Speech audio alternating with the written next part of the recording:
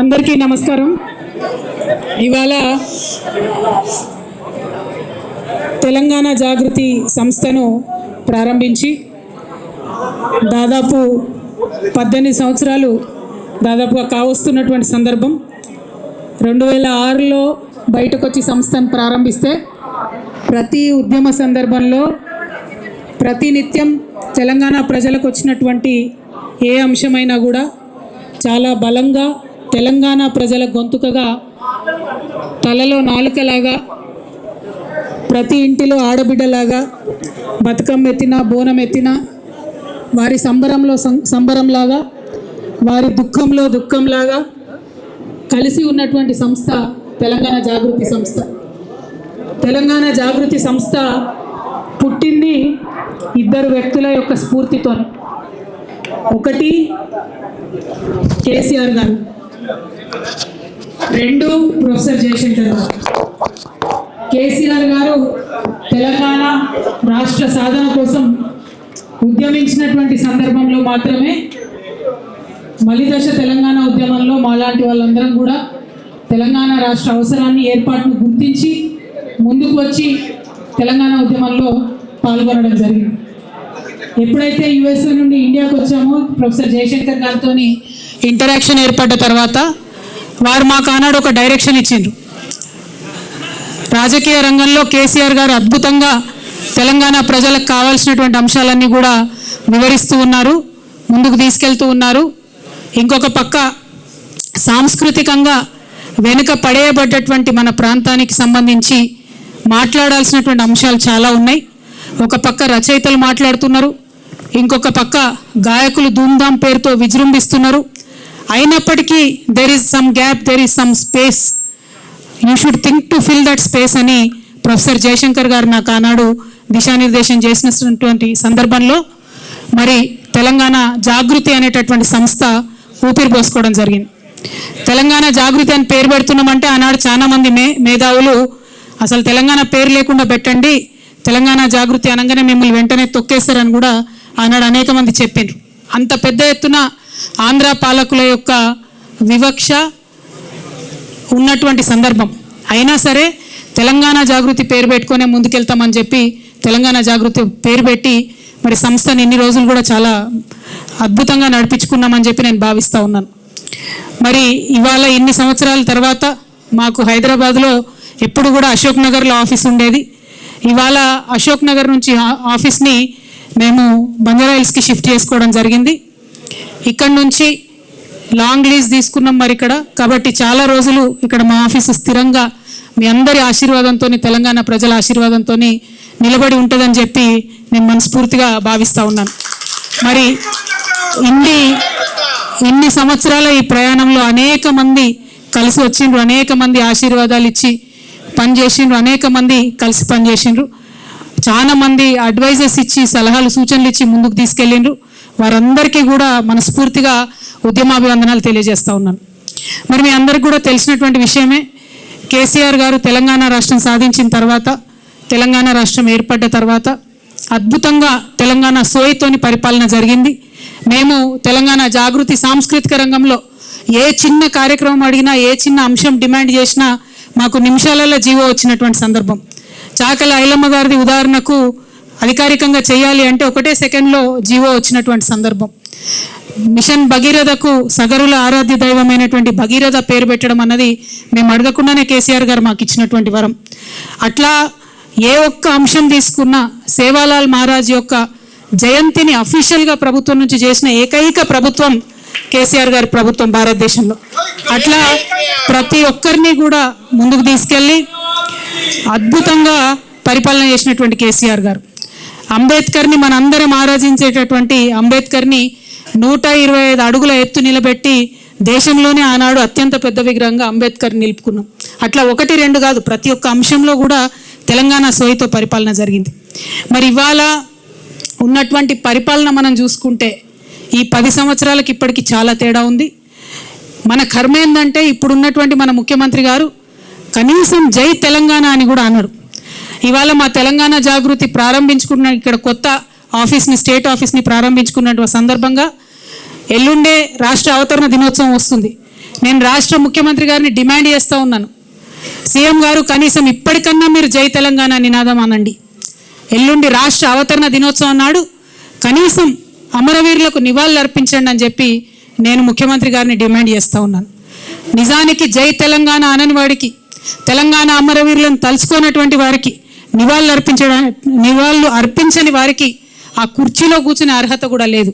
కానీ తెలంగాణ గ్రహచారం బాగాలేక మరి రేవంత్ రెడ్డి గారు మనకు ముఖ్యమంత్రి అయినరు. ఏదైతే ఉద్యమకారుల మీద గన్ను తీసుకొని పోయిండో అటువంటి వ్యక్తి అలా ముఖ్యమంత్రి అయినరు.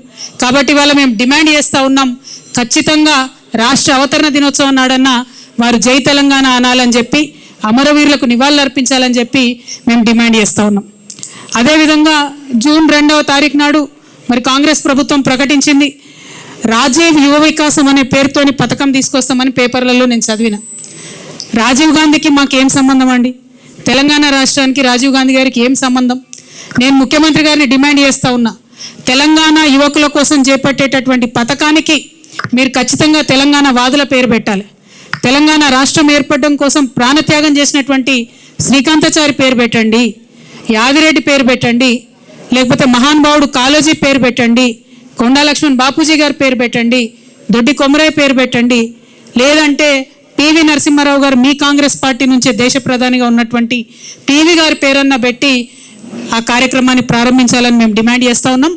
తెలంగాణ యువ వికాసం అనే పేరుతోని కార్యక్రమం ఉండాలి కానీ రాజీవ్ యువ వికాసం అనే పేరుతోని కార్యక్రమం ఉండకూడదని, అది కూడా మీరు అవతరణ దినోత్సవం నాడు ప్రారంభిస్తున్నారు కాబట్టి మేము ఈ డిమాండ్ చేస్తూ ఉన్నాం.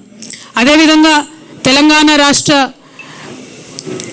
ఏర్పాటులో ఏమాత్రం భాగస్వామ్యం లేనటువంటి అనేక అంశాలను ముఖ్యమంత్రి గారు ప్రతిపాదిస్తున్నారు. కానీ తెలంగాణ రాష్ట్రం యొక్క నీళ్లు తరలించుకొని పోతూ ఉంటే మాట్లాడలేనటువంటి పరిస్థితి ముఖ్యమంత్రిది ఉన్నది. ఎందుకోసం అంటే అక్కడ చంద్రబాబు నాయుడు గారు నదుల అనుసంధానం పేరుతోని బనకచెర్ల రిజర్వాయర్ కడతా ఉన్నాం, మేము పెద్ద బ్యారేజ్ కట్టుకుంటాం, 200 టీఎంసీ నీళ్లు తీసుకుపోతామంటే కూడా ముఖ్యమంత్రి గారు ఏమీ కూడా అనలేనటువంటి పరిస్థితి ఉన్నది. ఎందుకోసం ఇంత వీక్నెస్ ఉన్నది మీకు? ఎందుకు ఇంత అసక్తత ఉన్నది? ఎందుకు తెలంగాణ ప్రజల కోసం మీరు పనిచేస్తలేరు? పక్క రాష్ట్రం ప్రయోజనాల కోసం మీరు ఎందుకు పనిచేస్తూ ఉన్నారు? ఆనాడు కేసీఆర్ గారు ముఖ్యమంత్రిగా ఉన్నప్పుడు రివర్ లింకింగ్ ప్రాజెక్ట్ ఏదైతే కేంద్ర ప్రభుత్వం ప్రతిపాదించిందో దాన్ని ఖచ్చితంగా తుపాకులగూడెం బ్యారేజ్ దగ్గర నుండి ప్రారంభించాలని కేసీఆర్ గారు ప్రతిపాదించారు. కానీ ఆనాడు కేంద్రం ఒప్పుకోలే, మేము ఇచ్చంపల్లి దగ్గర పెడతాం రివర్ లింకేజ్ అని చెప్పడం జరిగింది. మరి ఇవాళ ఏ మీటింగ్ కాలేదు, ఏ అపెక్స్ కౌన్సిల్ కలవలేదు, కేంద్ర ప్రభుత్వం రాష్ట్ర ప్రభుత్వంతో చర్చలు జరపలేదు. కేవలం చంద్రబాబు నాయుడు గారి డైరెక్షన్లో ఈ రివర్ లింకేజ్ ప్రాజెక్టు పాయింట్ పోలవరంకి తీసుకొని వెళ్ళడం జరిగింది. పోలవరం నుండి 200 టీఎంసీ గోదావరి నీళ్లను మొత్తం కూడా తీసుకెళ్ళిపోతున్నారు. ఇవాళ గోదావరి కావేరీ లింక్ పేరు మీద చెన్నైకి నీళ్ళు ఇవ్వాలని చెప్పేటటువంటి వంక పేరు మీద గోదావరి నది నీళ్లు పర్మనెంట్గా తెలంగాణకు దూరం కాబోతా ఉన్నాయి. మరి అయినా కూడా ముఖ్యమంత్రి గారు మాట్లాడతలేరు. ఇది చాలా దారుణం. ఎల్లుండి జూన్ 2న తెలంగాణ రాష్ట్ర అవతరణ దినోత్సవం నాడు ముఖ్యమంత్రి గారు ఒక స్పష్టమైన ప్రకటన దీని మీద చేయాలి. అపెక్స్ కమిటీ మీటింగ్ ఇమ్మీడియట్గా పిలవాలని చెప్పి డిమాండ్ చేయాలి. మనకేదైతే 200 టీఎంసీలు నీళ్ళు నష్టపోతామో మన నీళ్ళ మీద మనకు వాటా కావాలని చెప్పి ముఖ్యమంత్రి గారు డిమాండ్ చేయాలని నేను కోరుతా ఉన్నాను.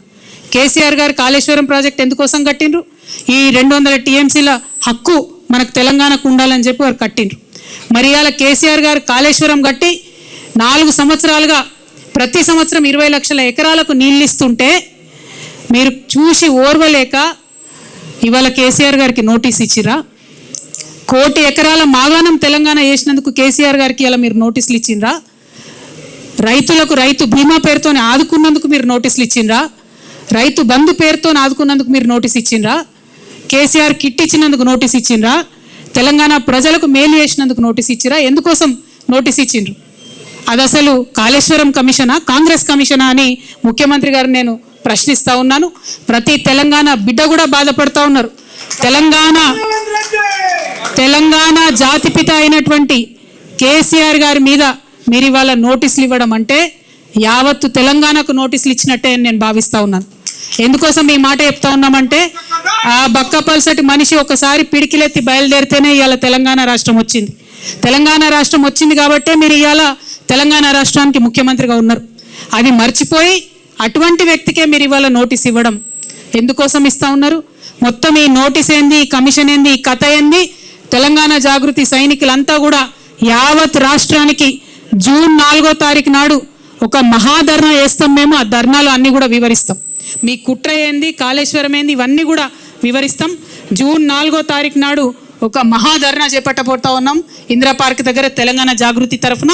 ఖచ్చితంగా అక్కడ మొత్తం కూడా మీరు ఎట్లా గుత్తేదారులకు వంతబాడుతున్నారు, ఎట్లా తెలంగాణ రైతాంగాన్ని ఎండబెడుతున్నారు, ఎందుకోసం కాళేశ్వరం ప్రాజెక్టు మీరు వాడతలేరు, ఎందుకు నిర్వీర్యం చేస్తున్నారు, ఈ అంశాలన్నీ కూడా తెలంగాణ ప్రజల ముందు బట్టబయలు చేస్తామని చెప్పి ఈ సందర్భంగా మేము తెలియజేస్తూ ఉన్నాం. అదేవిధంగా మీకు తెలుసు తెలంగాణ జాగృతి అనేక కార్యక్రమాలు చేసుకుంటూ వచ్చింది. బీసీ బిల్లు కోసం గత సంవత్సరంన్నరగా మేము పోరాటం చేస్తూ ఉన్నాం. కానీ నిన్ననే ముఖ్యమంత్రి గారు వెళ్ళి మోడీ గారిని కలిసిన దేశ ప్రధానమంత్రిని అనేక ప్రాజెక్టుల గురించి మాట్లాడినారు, కానీ బీసీ బిల్లు గురించి మాట్లాడలేదు. ఇవాళ బీసీ బిల్లు ఈ రాష్ట్రంలో పెట్టించగలిగినామంటే, ఒకటి కాదు 2 బిల్లులు పెట్టించినామంటే దాంట్లో తెలంగాణ జాగృతి యూపీఎఫ్ పాత్ర ఉందన్న విషయాన్ని తెలంగాణ బీసీ బిడ్డలు ఎప్పుడు కూడా విస్మరించారని చెప్పి సందర్భంగా నేను గుర్తు చేస్తూ, మీరు మర్చిపోవచ్చుగాక కానీ మేము మర్చిపోలేదు. బీజేపీ వాళ్ళకి హెచ్చరిక చేస్తూ ఉన్నాం, మీరు బీసీ బిల్లును డీప్ ఫ్రిడ్జ్లో పెట్టే ప్రయత్నం చేస్తే కొన్ని రోజుల తర్వాత మళ్ళా జాగృతి కార్యాచరణ తీసుకుంటుంది. ఖచ్చితంగా కేంద్రానికి సెగదలిగే విధంగా రైల్ రోకో లాంటి కార్యక్రమాలను కూడా తీసుకొని పెద్ద ఎత్తున ముందుకెళ్తామని చెప్పి బీసీలకు 42% రిజర్వేషన్లు లోకల్ బాడీ ఎన్నికలు పెట్టే లోపలనే తెలంగాణ జాగృతి తరఫున పోరాటం చేసి సాధించుకుంటామని కూడా ఈ సందర్భంగా తెలియజేస్తా ఉన్నాం. అట్లానే తెలంగాణ మహిళలకు మీరు ప్రామిస్ చేసినటువంటి 2500 రూపాయలు ఏదైతే ఉందో అది సాధించే వరకు కూడా తెలంగాణ జాగృతి విశ్రమించకుండా కూడా పోరాటం చేస్తుందని ఈ సందర్భంగా తెలియజేస్తున్నాం. తెలంగాణ స్టూడెంట్స్కి, ఆడపిల్లలకి ముఖ్యంగా మీరు ఇస్తామన్న స్కూటీలు ఇవ్వకుండా చేస్తున్నటువంటి మోసాన్ని కూడా ఖచ్చితంగా ప్రతి కాలేజ్కు, ప్రతి విద్యార్థి దగ్గరికి తెలంగాణ జాగృతి విద్యార్థి విభాగం నుంచి వెళ్ళి పోరాటం చేసి సాధించుకుంటామని కూడా ఈ సందర్భంగా తెలియజేస్తా ఉన్నాం. తెలంగాణ జాగృతి నుండి మైనారిటీ హక్కుల కోసం కూడా పెద్ద ఎత్తున ఉద్యమం చేస్తాం. ఎన్నడూ లేని విధంగా తెలంగాణ జాగృతిలో మైనారిటీ ముస్లిం విభాగాన్ని, మైనారిటీ క్రిస్టియన్ విభాగాన్ని, మైనారిటీ సిక్ విభాగాన్ని కూడా ప్రారంభించి మైనారిటీ సమస్యలపైన పెద్ద ఎత్తున పోరాటం చేస్తామని కూడా ఈ సందర్భంగా తెలియజేస్తూ ఉన్నాం. అట్లానే మన బంజారాల కోసం, ఆదివాసుల కోసం ఎస్టీ విభాగాన్ని ఏర్పాటు చేసుకుంటున్నాం. మేము గత 13 ఏళ్ల కింద తెలంగాణ జాగృతి నుంచి ఉద్యమించి పోరాటం చేస్తేనే ఇవాళ అసెంబ్లీలో అంబేద్కర్ బొమ్మ అక్కడ నిలబడి ఉన్నది. తెలంగాణ జాగృతికి దళిత బిడ్డలకు చాలా అవినాభావ సంబంధం ఉన్నది. అందుకే సపరేట్గా ఒక ఎస్సీ విభాగాన్ని కూడా ఏర్పాటు చేసి దళితులకు ఉండేటటువంటి సమస్యల మీద పోరాటం చేస్తామని ఈ సందర్భంగా నిర్ణయం తీసుకుంటా ఉన్నాం. అదేవిధంగా మరి అనేకమైన అంశాలు మేము పనిచేస్తూ వచ్చినాం, ఇక ముందు కూడా పనిచేస్తాం. మేము పనిచేస్తుంటే ఓర్వలేనటువంటి కొంతమంది మరి చాలా మాటలు మాట్లాడుతూ ఉన్నారు. వారందరి ఆశల్ని అడియాశలు చేస్తూ నేను ఇవాళ ఒక ప్రకటన చేస్తూ ఉన్నాను. కేసీఆర్ గారికి 2 కళ్ళలాగా ఒక కన్ను బీఆర్ఎస్ అయితే ఇంకో కన్ను జాగృతి అయి నిలబడుతుందని చెప్పి ఈ సందర్భంగా మేము తెలియజేస్తూ ఉన్నాం. కేసీఆర్ గారి మీద ఈగ వాలితే కూడా ఊరుకోము. రేవంత్ రెడ్డి గారు ఆనాడే మీరు గన్ను పట్టుకొని ఉద్యమకారుల మీదకి పోతే మిమ్మల్ని చుక్కలు చూపించినాం. భయపడి తెలంగాణలో తిరగలేక మీరు గన్ను పట్టుకొని ఆనాడు తిరిగిండ్రు. ఇదే బీజేపీ నాయకులు తెలంగాణ రాష్ట్ర సాధనలో వెనుక ఉంటే ఆనాడు ఎండల లక్ష్మీనారాయణ లాంటి వాళ్ళు ఒకరో ఇద్దరో ముందుకొచ్చి రాజీనామా చేస్తే ఇదే తెలంగాణ జాగృతి గల్లీ గల్లీ తిరిగి నిజామాబాద్లో తెలంగాణ వాదాన్ని నిలబెట్టుకున్న విషయాన్ని కూడా గుర్తు చేస్తున్నాం. ఇవాళ అంశాలన్నీ మరిచి బీజేపీ వాళ్ళు తెలంగాణ కోసం ఒక్క మాట కూడా మాట్లాడకుండా 8 మంది ఎంపీలను గెలిపించిన నీళ్లు మనవి తరలించకపోతుంటే మాట్లాడకుండా ₹1 నిధులు కూడా కేంద్ర బడ్జెట్ నుంచి మాకు ఇవ్వకుండా మీరు చేస్తూ ఉన్నారు. ఖచ్చితంగా బీజేపీ వాళ్ళు ఒకవేళ బీసీ బిల్లు మీద మీరు ముందడుగేయకపోయినా, గోదావరి జలాలలో మన వాటాను కాపాడకపోయినా మళ్ళీ తెలంగాణ జాగృతి పవర్ ఏందో ఖచ్చితంగా చూపిస్తాం అని చెప్పి ఈ సందర్భంగా తెలియజేస్తూ, మరి ఇన్ని రోజులు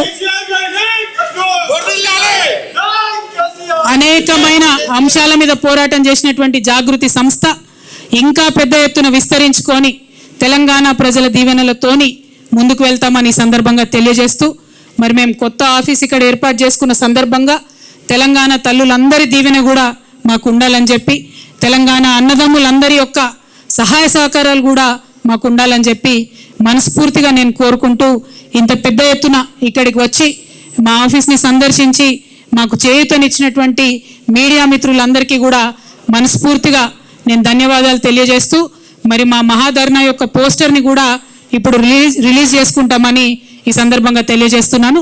థ్యాంక్ యూ. జై తెలంగాణ, జై జాగృతి, జై కేసీఆర్.